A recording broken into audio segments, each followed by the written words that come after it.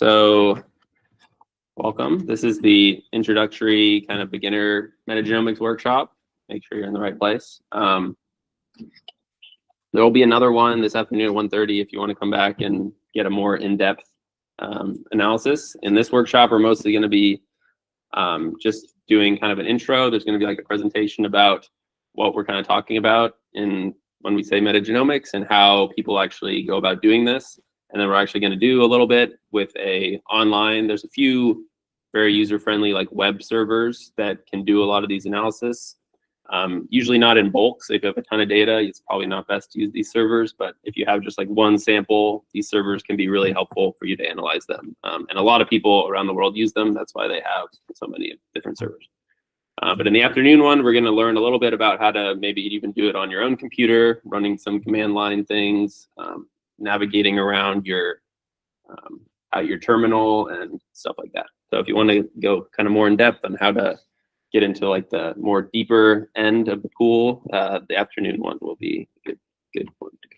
So, and feel free if you have any questions throughout this, raise your hand. This is meant to be like an interactive workshop. It's not like a seminar or anything. So you can ask questions whenever if something's confusing. So we'll dive right in with just talking about what some of the key points we're going to go over in metagenomics and what this whole kind of field is. It's basically a way that we can study the diversity and the function of microorganisms in their natural environment rather than bringing them into a lab and maybe having some lab-based effects there. And it's also a tool that I hope to open your eyes that it's used in many diverse industries. So you don't just have to go and be a microbiologist in a lab. Like people use it in agriculture, in brewing, in waste management, as well as human health. So it's kind of a tool that is used among a broad set of fields, but it is not a perfect tool. There are a lot of biases, and it's really important before you kind of dive into analyzing your data that you know what those biases are so that you can report accurately your findings and you're not saying something that maybe the data is not actually backing up. And so we'll dive into first, what is genomics? Because that's at least 70% of the word metagenomics. And so genomics is studying just an organism, a single organism usually, by looking at their genome. So the genome, just for a quick refresher, is just a complete set of genetic information in an organism. So we have a genome, squid have a genome, fish have a genome, bacteria have a genome. When we're studying the genome, we're doing genomics. Genetics is another term, and that's more studying on the gene level. So genetics would be trying to study like the hereditary or how a gene is passed down to families or shared among individuals. But when you're studying the entire genome, not just a single gene, you're going to do genomics. And so metagenomics is, got ahead of myself. But so first question is kind of what kind of things are you missing out on by just looking at a single organism's genome? If anyone wants to take any guesses.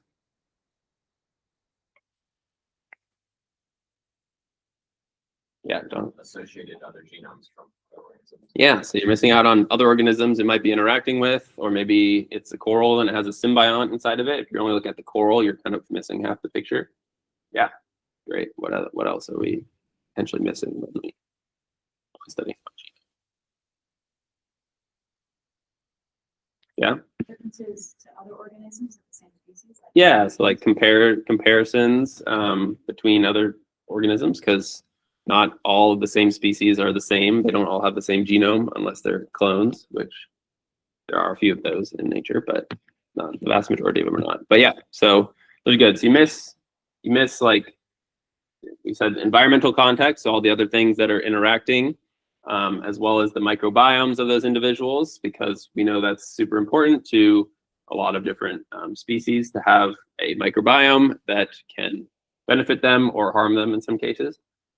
And also there's different factors that can modify gene expression, such as epigenetics or methylation patterns.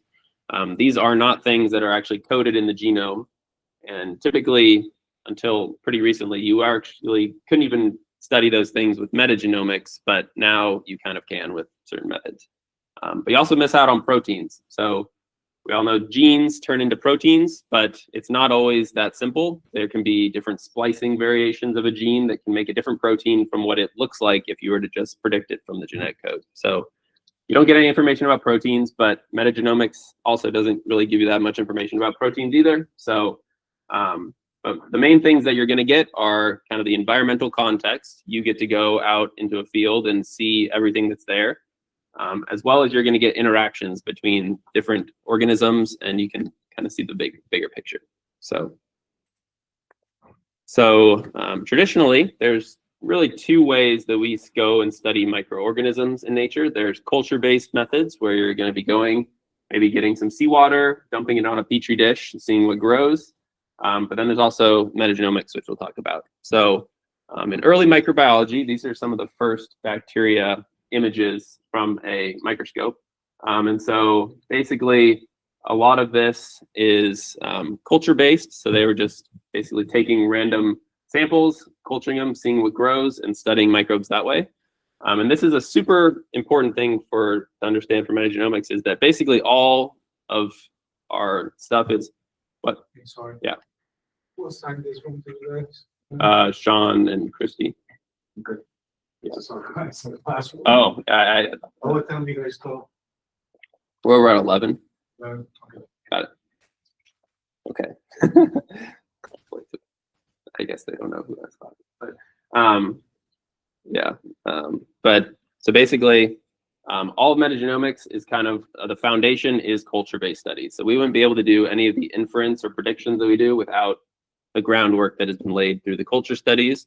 That's why there's still people doing these, and they're still really important because we won't be able to know like what we don't know without knowing what we already know from the cultures. So this is, again, foundational. Things you can gain from culture. You can get a lot of insight into the growth rate, the metabolism, specific proteins that are used, as well as their ability to survive different types of stressors you add to them in the culture, as well as maybe how they communicate with other organisms that you're co-culturing together. But this has presented a problem that a lot of people have noticed with specifically culturing bacteria in the ocean. Can you maybe take a guess at what are some of the challenges of trying to culture ocean bacteria in a lab? Yes, sir.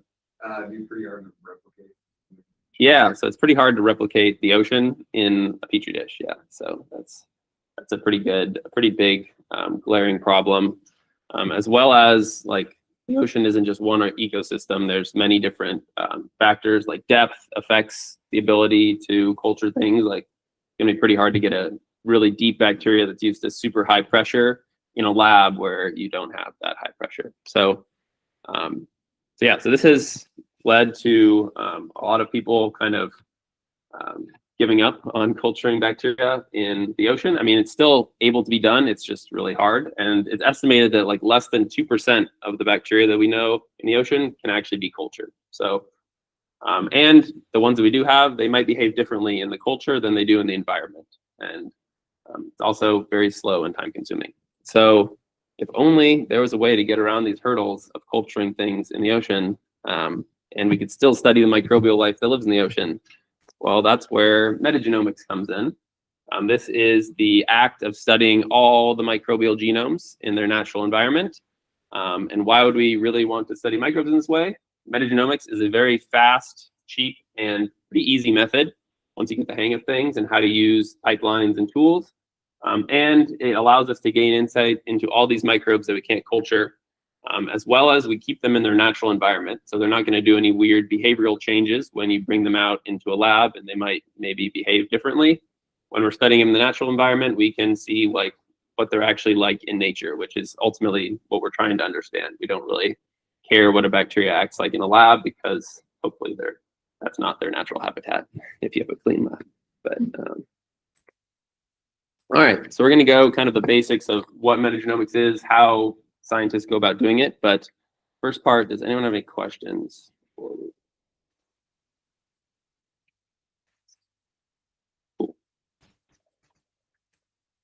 All right. Okay. So we're first going to talk about what metagenomics is not. This is often called metagenomics by a lot of people, but it's not technically metagenomics. But we're going to talk a little bit about amplicon sequencing. It's often called metabarcoding, or if you've heard 16S, or like most studies that study microbiome, that's usually like a keyword, they'll study amplicon sequencing. And it is a useful tool, but it's not going to be the focus of the workshop, because mainly what we do is the metagenomics part. And amplicon sequencing is typically just done to assess the diversity of what's there, usually just bacteria, or maybe you have archaea too if you have really good primers. But basically, amplicon sequencing is just going to tell you who's in your community. It can tell you how much of those things are in your community, but it can't really tell you a lot more else than that. And so how it works is, you can imagine each one of these circles is going to be a bacterial genome, and these little colorful sections of them, those are what's called the amplicon. And so in amplicon sequencing, what you're doing is you're basically cutting up the genome and amplifying just this small little piece of the region, which can be kind of akin to like a barcode of an organism. And from those amplicons, you can actually identify the organism sometimes, and you can also see the abundance of that organism based on how many of these amplicons you recover from each type of organism. And so you might be wondering, what is this amplicon region and how are we able to identify it in all these bacteria? Well, the 16S or 18S gene in bacteria and eukaryotes is a super highly conserved gene. Like every bacteria has this gene. And so basically we can use that conserved region of the gene to design specific probes that can go in and amplify this region. But what's also good about this gene is if it was super conserved among bacteria and all the same, we wouldn't be able to distinguish between different types of bacteria. But the region also has a variable region in the middle of it. So this was a region that is pretty different between even similar species of bacteria. So you're able to target and amplify all the amplicons with also identifying different types of bacteria in that. And so this is how it's been used to be a very good tag to identify different bacteria. But one thing that amplicon sequencing typically misses is you'll miss a lot of things that aren't bacteria, like archaea or plasmids maybe, or even viruses. And so this is kind of the first bias of at least amplicon sequencing, is that you're going to miss a lot of organisms based on primer selection. And even you might miss some bacteria, because there's certain primers that actually don't even amplify all the bacteria. So you might be getting a false kind of view of your system just based on what kind of tools you're using to investigate it. And you also don't get to look at all the coolest things like the viruses and the other stuff that aren't bacteria. So kind of to drive this home, like, why would we want to get everything? This is a mosquito, this is Culex pipiens. Basically, researchers found this bacteria that when basically this bacteria cultivates within the Culex, all the offspring die. And so they're really interested in this kind of interaction because they really wanted to kind of use this as a way to maybe keep mosquito populations in control, which is a really good thing in Florida because I hate mosquitoes. But if they weren't using metagenomics, they wouldn't have found out that actually it's a phage or a virus that has to infect the Wolbachia bacteria first for it to give this effect on the mosquitoes. And so if we were just focused on the bacteria, we would have never found the solution, which was this kind of phage bacteria interaction that was actually causing it to die. So, but yeah, so that's why people now, a lot of people use metagenomics, because you're able to capture everything: the big eukaryote cells, the small plasmids, the viruses, the bacteria. And this is a process called shotgun sequencing. So we're going to kind of walk through here how we go from a bunch of different genomes to identifying kind of what they are. So you can think of it kind of as we start with the complete puzzle. That's all the intact organisms in the environment. And then we break everything up into a million puzzle pieces. And then through computation and a bunch of different analysis, we have to try to put back together and see what the initial system was like. And so it can be kind of challenging, and you're always going to lose data along the way. So that's an important thing to note, is that we probably will never get like a perfect picture of what's there. There's always going to be some signal loss and bias in terms of what things are actually lost in that signal. But it's good to be aware of that ahead of time, so you know that you're not reporting exactly everything that's there. You know that there's some things that are going to be lost. All right, any questions before we dive in? I guess that Mhm. to confirm that shotgun sequencing, the benefit of that is the fact that it includes the viral and periodic. Yeah, so you get everything, and there's also more benefits than just getting more things. You're also able to, we'll talk about it later, but you're able to get information about what kind of genes like you're able to recover the entire genome instead of just a little region. You can get information about what kind of genes they have, what functions they might be doing, and even you can compare different bacteria that are really similar and have different genes, maybe how they're exchanging the gene. Yeah, so you can do a lot, and we'll talk about that later. But these are kind of the main 3 benefits that we talked about. Is you can look into genomes and look at these interesting functions. You can quantify the abundance, just like we did with the amplicons. You can quantify abundance of different bacteria as well. You don't lose that functionality, and you can also do these interactions, and you get viruses as well. So,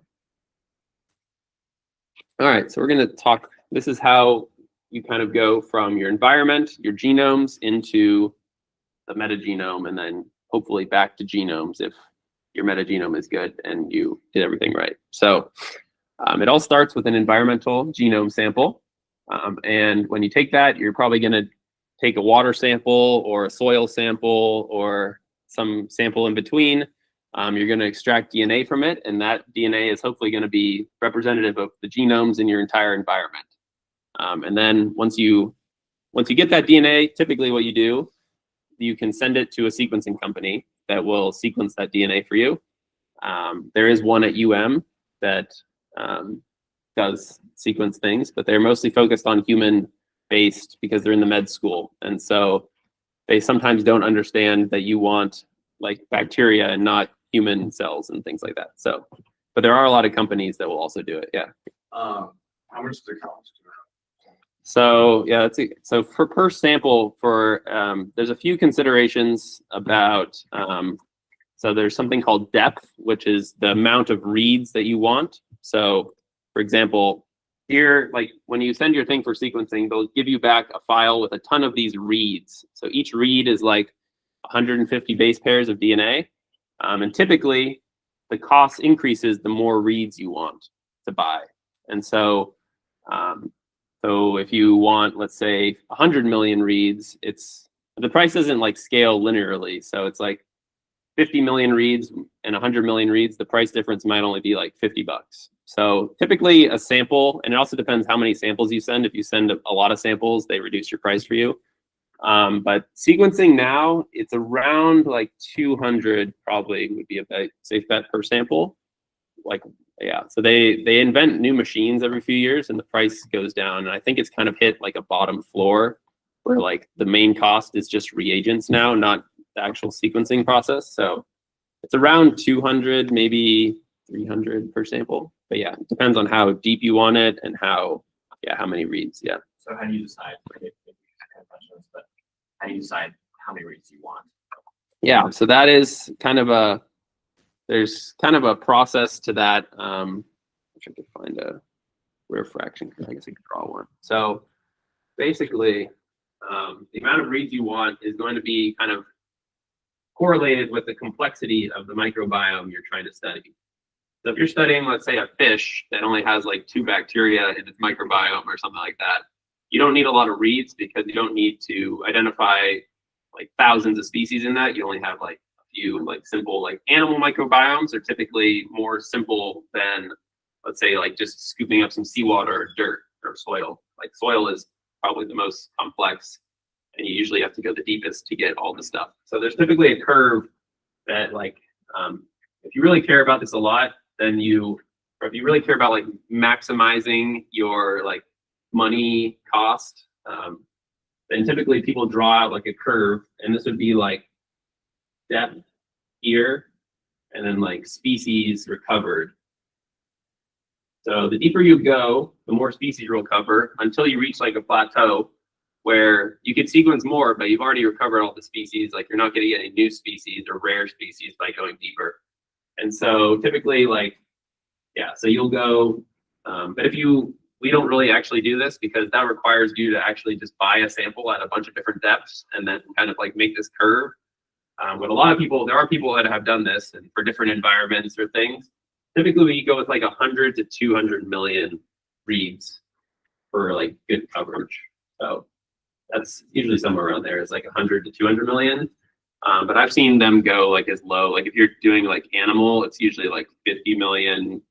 But yeah, it really depends on the complexity of the sample. And yeah, so. A good question. Yeah, getting down to the real numbers, the costs, and but yeah, it's gone down a lot. It used to be like over 1,000 per sample, maybe like 5-10 years ago, but the cost of sequencing is pretty cheap now. And that's for short read sequencing. So that's what we're mainly going to be talking about here. But there are other types of sequencing that you can do that will give you maybe better data, but they cost a little bit more or require a lot more work to do. So, all right, so you send it to the sequencing company. This is typically something you won't do yourself, but they will shotgun your genomes into a bunch of small fragments. And basically why they do that is because to amplify DNA if you're just doing it here, it's gonna like use one polymerase and have to go all the way around. But if you do a bunch of fragments, you can do it all parallel at the same time. So it goes a lot faster. And what you're left with is a bunch of these really little short pieces of DNA. And after you get your file back that has a bunch of these little short pieces of DNA, you can use programs to assemble them. And this is basically a computer program that's going to be looking at your reads like a puzzle, seeing where they overlap with each other and kind of pasting them together to make longer sequences. So it's basically like a computer puzzle solver. And this step is probably the hardest in the whole process in terms of like your computer will crash type of thing. So this is a step that's typically done on supercomputers or computers that have a like really good GPU, things like that. So basically takes a lot of computing power to assemble those things and do the puzzle. So this will most likely crash if you do it on your own computer. That's why we're not doing it in the actual workshop today. I'm just giving you a file that's already assembled, so we don't have to do this. It also takes a long time sometimes. All right, so after you assemble them into those slightly longer fragments, what we can do is we can start binning things. So if you've ever seen those like sorting games where you're trying to sort things of the same kind into a like bin, this is basically another computer tool. This is what it's doing, is you're going to be sorting things that look similar and also have kind of a similar abundance. Because if you think about the initial environment, things that have similar abundance are probably coming from a similar species. So because you're sequencing genomes from these species. So yeah, it looks for the binning process, looks for things that are similar in sequence, and then it's going to throw them in the same bin. And hopefully what you have there are genomes. And hopefully the binning algorithm didn't just throw a bunch of random stuff together as it often does. So we'll talk a little bit about how to check and make sure that these are actually good genomes before you move on and just start analyzing them and realize that they're kind of crap. So, does anyone, so in this, I didn't actually make this slide, but in this slide, they're in these genomes that we call MAG, which are metagenomic assembled genomes, if you ever see that word. But these genomes are not like these genomes because there's a lot of holes in them. Can anyone kind of guess why would there be a lot of holes in these genomes that we assembled after we broke them up? Exon, intron. So that could be part of it, but let's pretend these are bacteria and don't have those. Yeah. Oh yeah, no, yeah. So it scrambles up the order, so it's not going to be at end. But But these are like specific regions of this genome that are missing that we actually didn't capture. And so, So they were based off similarity. yeah. So they'll probably be hyper. Yeah, so a lot of these regions that you actually, so what you're doing when you're assembling things is you're trying to overlap them based on similarity. So you're going to miss regions that are either like super long repeat regions, like if you just have the letter A, like as a lot of genomes actually do, they have these super long repeat regions with like a ton of A's or a ton of T's that are all going to look the same. And you're going to miss out on kind of simple or hypervariable regions. And so just to kind of give an example, let's imagine this is your genome right here. It's got a gene, and it's got two of these like repeat regions that are exactly identical, but in the actual genome, there's two of them flanking the gene, and then there's like another pink gene there. So when we go to shotgun this, we shotgun it into a bunch of different pieces. These are the 4 pieces that we recover. So we could, because we know that, we can assemble it into the full genome. But when the computer looks at it, it says, wow, these are exactly the same. So they must be coming from the same region. When you go to put these back together, you actually lose one of those repeat regions because the computer thought it was the same as the other one. And this is kind of the downfall of short reads, is that you're going to have a lot of gaps, a lot of holes in these regions. So if you're trying to use this method to study like how one strain of bacteria is really different from another strain that's super related, you're probably not going to be able to get that from this, because all those differences probably are going to be collapsed down by this. But there is a workaround. Let's say you have the same genome, but you're going to be using longer reads to chop it up. So you're not chopping it up into these 4 little short reads. Let's say you're just chopping it up in 2 longer reads. Now the computer can take these and overlap them properly and create your actual genome. And so this is what's known as long read sequencing. There are 2 main companies that do it. There's Nanopore, and there's also PacBio. So if you ever heard those words, those are kind of the problem that they're trying to solve, is you're trying to get these longer reads to get better quality genomes that you can use for comparisons more easily. We mainly do this now in our lab. We used to do short read all the time, but then we got our own little nanopore sequencer, so now we do this all the time, and it's a lot better, and I love it. Yeah. We have a Prometheon solo, yeah. So it's better than the Minion for metagenomics, yeah. But yeah, the main, for a long time, the main downside of long reads was there was a lot larger error rate, so people didn't really trust the data as much. But they've kind of improved since then, and now the error rate is like basically the same as short read.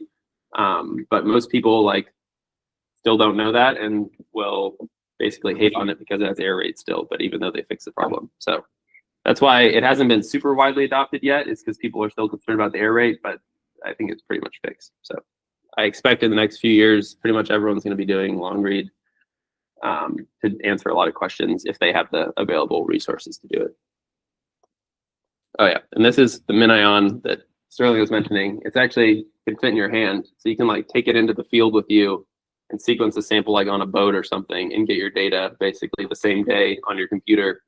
Pretty crazy. The one we have is a little bit bigger, but it's still like the size of a toaster or a little bit smaller. So they're pretty portable. They're pretty crazy technology. If you want to learn more about it, there's a little section on it in the advanced workshop we're going to be talking about, like how it actually works and how the data looks like. So stay tuned. Come back.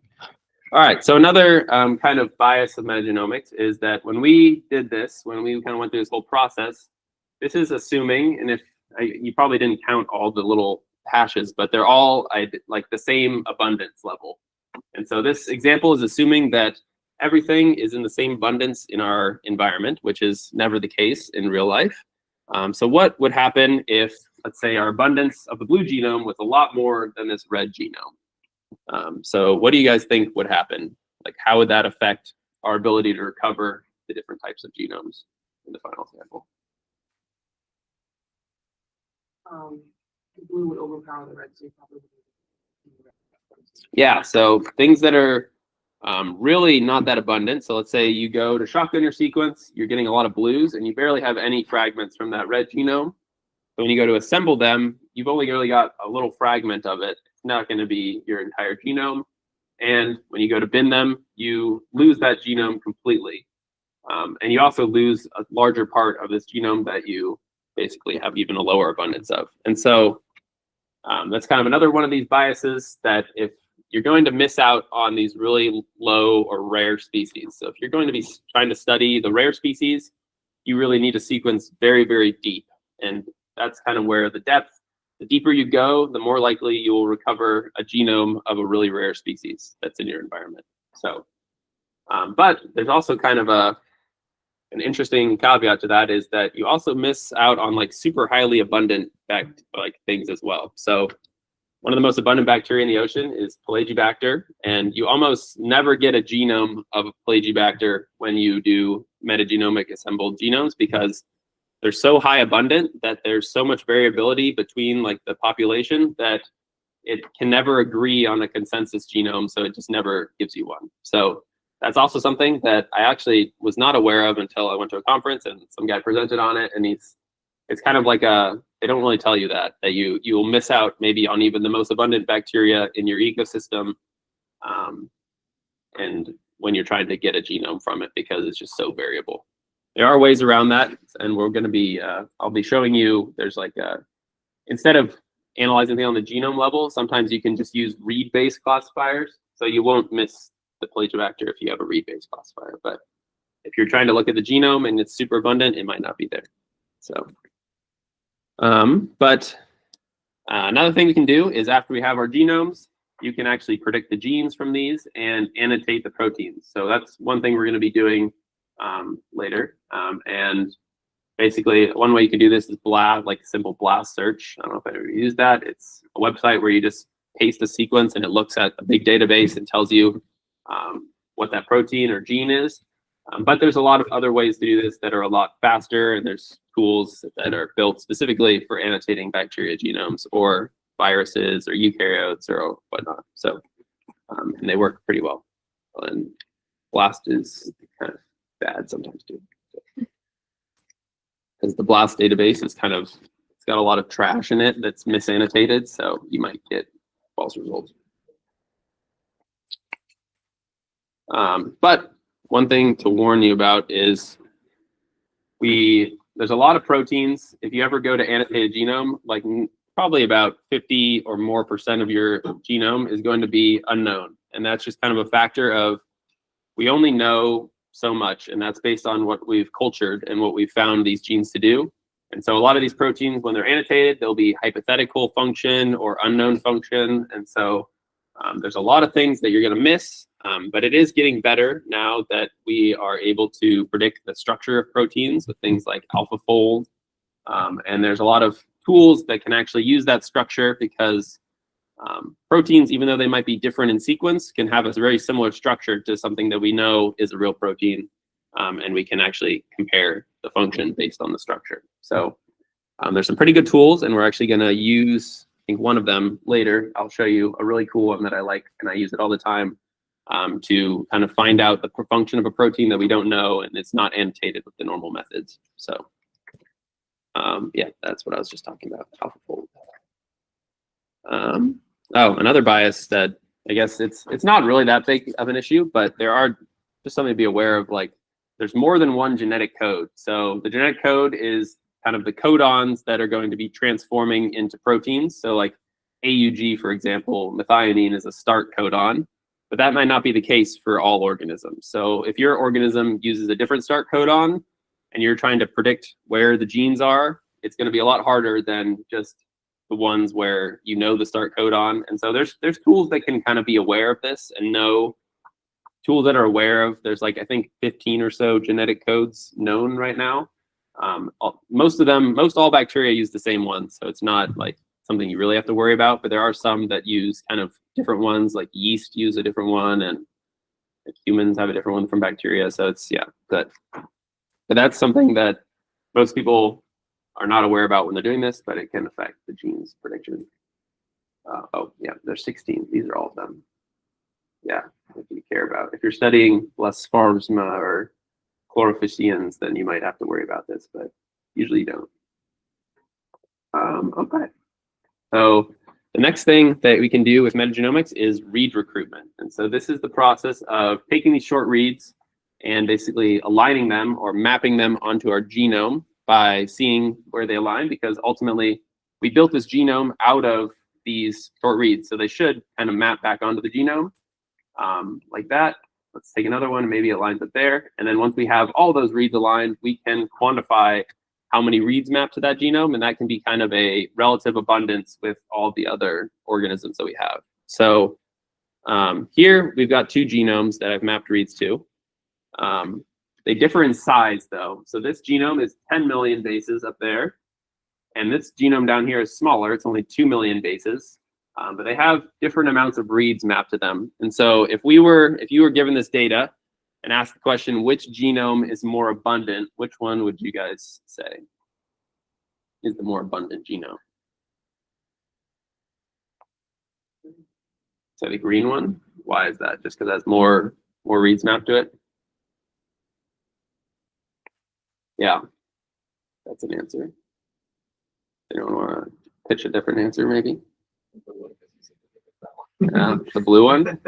Well, it's actually a pretty hard question in metagenomics, because normalization is very complex and often kind of an issue when you're trying to compare even within a sample or between samples, because when you sequence samples, not every sample is going to have the exact same number of reads in it. So you're going to have to normalize for that. You're also going to have to normalize for the genome length, because something that is, let's say 10 million base pairs long is going to have a lot more reads just from the fact that it's longer. It might not even be more abundant, but the longer genome. So typically, normalization methods take into account the size of the genome, as well as the number of reads that you have in your total library. So there's the most popular one that's used is called RPKM, and it's basically reads per kilobase of your genome per million reads in your library. So it takes both of these things into account, so that's why people like it.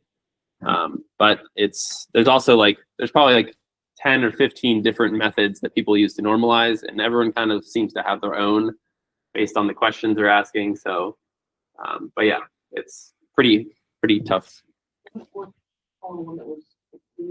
It's RPKM. Yeah, so there's RPKM, there's TPM is pretty common too, or FRKM I think is one. I don't even know what they stand for anymore, but there's a lot of them. There's TMM, there's, yeah. But yeah, so, but we're just gonna talk about some of the other things you can use these for. You can link viruses to their hosts, because, I don't know if you know, but the CRISPR system that was initially found in a bacteria is a defense system against viruses. And basically viruses, or the bacteria, will integrate part of the viral DNA into their own DNA. And so by looking at your bacteria, you might actually find some of these CRISPR spacers that you can then link to viruses that are in your environment, and you can kind of predict host virus interactions as well as kind of past interactions. So that's a pretty cool function that's done before. It's cool. You can also sometimes find entire virus genomes inside of a bacteria. So viruses integrate sometimes into the host genome they call them prophages, or proviruses, and this is just part of their life cycle. They'll integrate for a while, and then when there's a stressor, they can pop back out and lyse the cell. But if they're in that integrated state, when you sequence this genome, you'll actually find a virus in there. And I tried to find a genome with a virus in it for our demonstration, but I failed. And so, but it does happen, and you can sometimes find proviruses, and that's pretty cool too, because then you can see what kind of genes might be shared between the virus and the host. Always good to do that.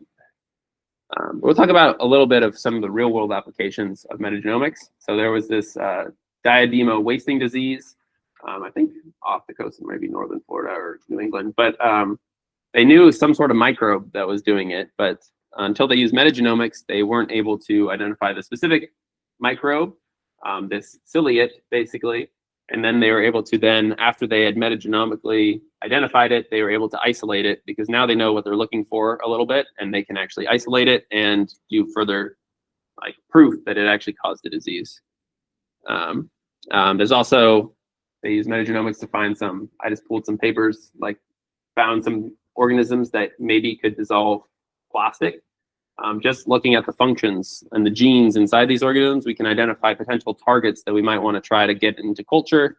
So it's a really good like screening tool, as well as for agriculture. So they can look at the microbiome of different plants to see maybe some of these bacteria that might be associated with, I don't know, better tasting corn or better pest repellent, kind of a natural way to do that. So, and also another cool thing that's more in our line of field is that finding viruses and studying them metagenomically can kind of find ones that can affect these algal blooms and kind of figure out how that process works and how it's changing the carbon in the atmosphere in the ocean. But there's also people that have used this for more consumer related things, such as finding, using shotgun metagenomics to find sort of the metabolic capacities of bacteria by looking at their pathways in order to better their beer production. So you can be found in all corners of the world, but I hope that I kind of convince you that this is an important tool that can be used in many different ways, but it is not without its biases, and hopefully you're aware of some of those now. But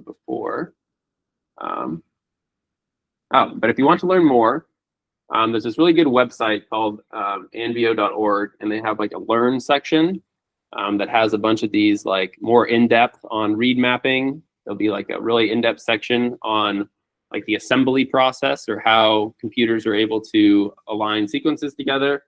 And they also have more in-depth sections on like binning, all sorts of these different things. And they also have kind of a omics vocabulary section. So if you ever see like a word in a paper and you don't really know what it means, they like describe it in like the best way possible. That's where I got those like kind of slides with the crayon matching. But they also have some intro kind of courses to coding and using your terminal that are pretty good too. I've gone through a few of those. So, but yeah, so let's get on to the hands-on time. So we're going to do some of the things we talked about. If you haven't already, this is the URL to download the files for the workshop. They're very small, only like 50 megabytes. So what these files are is, so the files, here I have all of them. There are two mystery genomes. There's mystery genome and mystery genome 2. So both of these are, oh, that didn't make it any bigger. Both of these are, let's say you already went through the binning process and you're at the very end. These would be the genomes you'd get from that binning process. Because we couldn't do the binning because I didn't have the right files for that. But so these two, the workshop R1, R2, these would be representative. These are our like raw read files. And so these are the files that would basically, the sequencing company would give you after you did a run. So let's say you did it through a company, let's say and maybe like a week later, they'd send you back these files after you sent your sample in, and they say, here's your files. Sometimes they actually do like analysis on your files, and they'll tell you kind of a general overview of like how the quality is, how many reads you got, and maybe even sometimes they'll tell you like what organisms they found inside of it. And so, but no. We'll take it. So yeah, so this is what those files are. This contigs file, this is the assembly. So that's that process that I told you about that was really computationally intensive. That's what this contigs file is pretty much that whole assembly. And then these genomes are from that assembly. So you can see this one's only 5 megabytes, really small.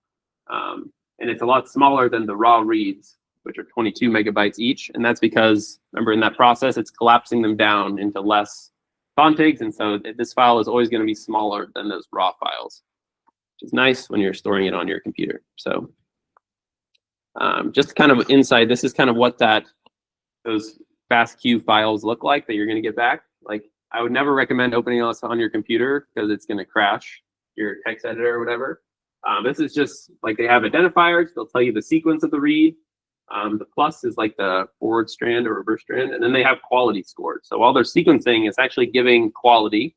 And these scores might not mean anything, but the computer knows that the lowercase letters are the best scores. And if you get these weird symbols like, I don't know, brackets or the caret that's, I don't know, like a triangle, those are typically reads or positions that have pretty weak or low scores. And so what do you guys kind of notice about the position of most of the low scores in this file?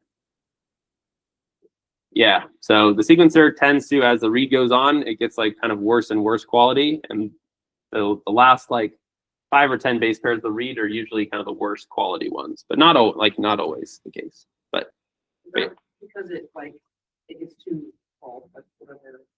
It's been a long time since I talked about it. yeah, I don't exactly know the reason. Yeah, it's been a while since I've looked into the actual chemistry of how it works, but I know your DNA is kind of like sitting on these like probes that are attached to a slide, and the sequencer kind of goes from the bottom to the top, and I think it kind of like sometimes falls off kind of near the end. So, but yeah, so these, you don't really need to memorize which ones are the best, because there's programs that you can go through that will actually trim and quality cut your reads based on these quality scores. So you don't even have to know, like they already programmed in to do it. So, and that's what a trimmer, like a read trimmer, will do, like FastQC or Cutadapt. It's going to identify, give you a plot of these are the quality scores.